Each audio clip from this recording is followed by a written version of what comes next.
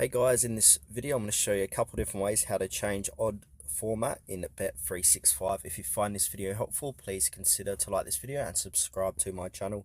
In saying that, let's just jump straight into the video. Alright, so the first way I'm going to show you by using the Bet365 mobile app. Alright, so we need to log into the account, and then once we've logged in, we want to click on our user profile in the top right hand corner of the page. From here we've got different tabs. We want to go in and click on the preferences tab, and now here you should see the option to change your odds format. But depending what location you're in, I'm in Australia, I don't have the option to change the odds format inside preferences. So yeah, this is one way to do it. Another way to do it is open up a web browser and then head on over to bet365.com, and then from here sign into your account and then click onto your user profile on the top right hand corner of the page, and then again click into preferences.